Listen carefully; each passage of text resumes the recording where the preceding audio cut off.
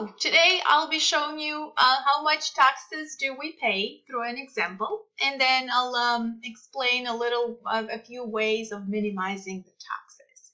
So keep watching till the end. I'll have great stuff. Let's assume that you are a single person living in Silicon Valley, California, and you make 100K per year. Your taxes will be this much, and then plus California taxes of $6,288. By the way, FICA is the tax to fund Social Security and Medicare. All right, so you can see total taxes for 2016 for a person making 100K is basically $31,985. That's a lot. Here's the breakdown of taxes. So basically, income taxes in the United States are calculated based on a tax rate that ranges from 10% to 39.6%. And taxpayers can lower their tax burden and the amount of taxes they owe by claiming exemptions, deductions, and credits. And we'll go over those later on in the video. So you can see this is we'll take a closer look at the most important IRS tax rules to help you understand how your taxes are calculated. All right. So the marginal federal tax rate for this individual is 25% right here. So basically, if you're making 100K a year, your take-home paycheck is $68,015. The good news is that you can maximize this amount. Keep watching until the end, and I'll give you some tips on how to minimize the tax burden so you pay less in taxes. I just want to disclose here that the information that I'm giving is not legal, tax, or investment advice. This is just for information. Okay, so let's move on. So this is numbers will be for 2017. The United States has a progressive income tax. This means there are higher tax rates for higher income levels. These are called marginal tax rates. They do not apply to total income, but only to the income within a specific range. These ranges are called brackets. Income, so basically those are brackets that I was talking about. Income falling within a specific bracket is taxed at a rate for that bracket. The table shows the tax brackets for the federal income tax for a single person. You'll note that the brackets vary depending on whether you are single, married, or head of household. And I'll basically have that in my blog. I didn't want to put that on. No, I don't want to make it boring. But I will. So this is specifically just wanted to show for that example. But I'll have more tax brackets in my blog, and I'll have a link under the video. Okay, so let's move on. I was talking earlier about exemptions and deductions, and the personal exemption amount for 2017 is $4,050. Okay, so basically federal tax rates apply to taxable income. This is different than your total income, also called the gross income. Taxable income is always lower than the gross income. So to calculate a taxable income, you begin by making certain adjustments from your gross income to arrive at adjusted gross income, also called the AGI. Possible adjustment includes subtractions for student loan, interest payment, payments, contributions to an IRA, that's a retirement account, moving expenses, and health insurance contributions for self-employed persons. I'll go over those a little later in the video. So once you have calculated adjusted gross income, you can subtract exemptions and deductions, either itemized or standard, to arrive at taxable income.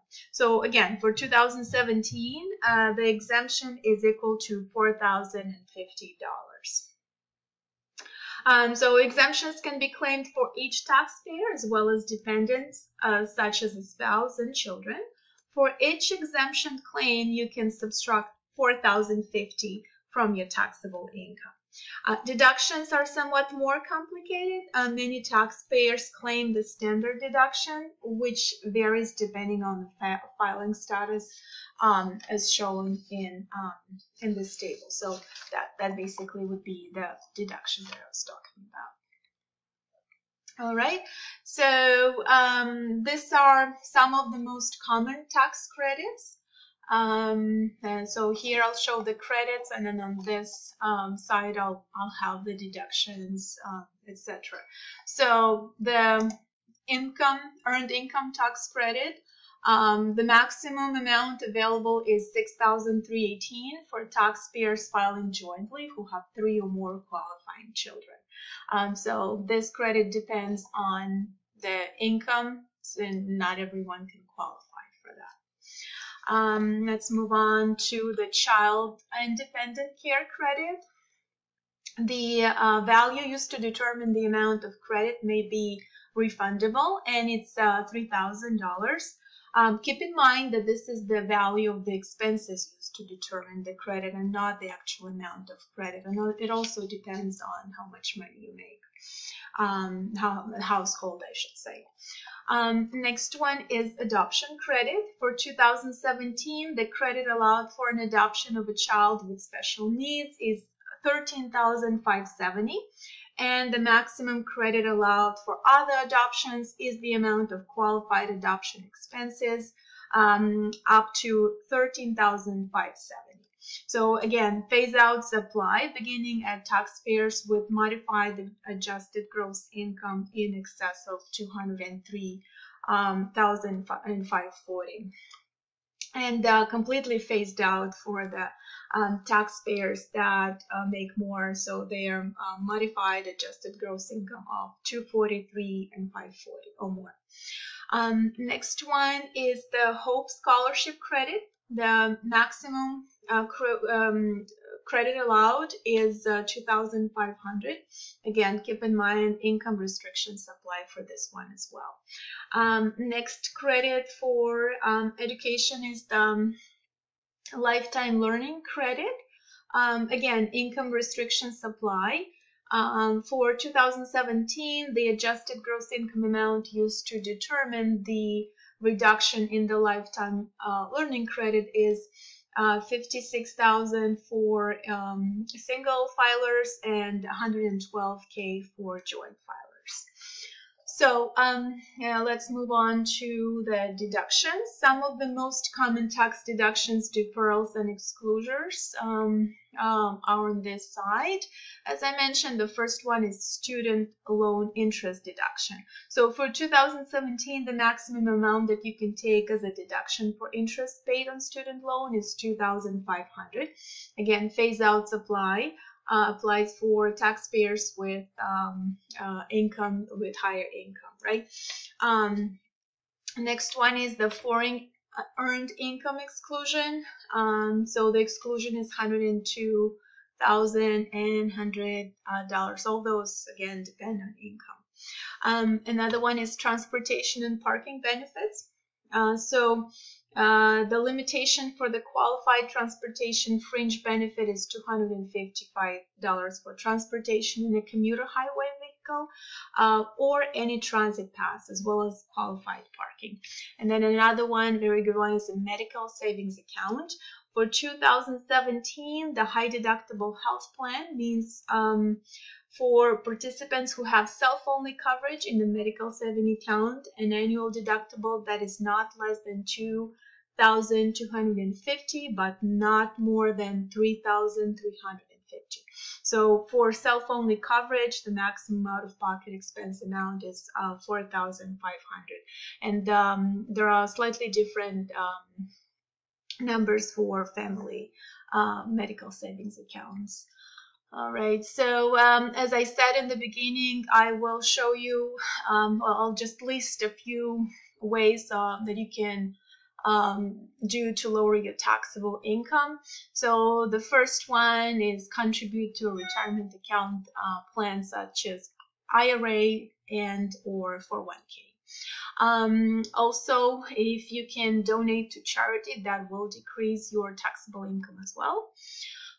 Contribute to an HSA or an FSA, health savings account, that is. And then if you have a house, if you own a house, then you can deduct the mortgage you pay on your house, or if you have student loan, as I mentioned earlier, you can deduct the interest. So basically, if you have a small business or if you're self-employed, there are additional deductions that you can take, but for the purpose of this video, I will not get into the details of those, because that's way more complicated. All right, and again, this is not a complete list. There are many other ways of minimizing the taxes legally. But I just have a short list. If I research any more, or if you know of any other ways of minimizing taxes, please feel free to comment, and we'll definitely update the video as we have a larger list of deductions. All right, so we went through those, and thank you for watching. If you like the video, if you like the information, please like, share, and subscribe. And again, as I said in the beginning, this information is not legal tax or investment advice. It's only my research and possibly my personal advice. So and again, if you have a specific tax question, you might want to consult a tax advisor. Again, thank you for watching, and please subscribe to our YouTube channel. We'll see you soon. Thanks a lot.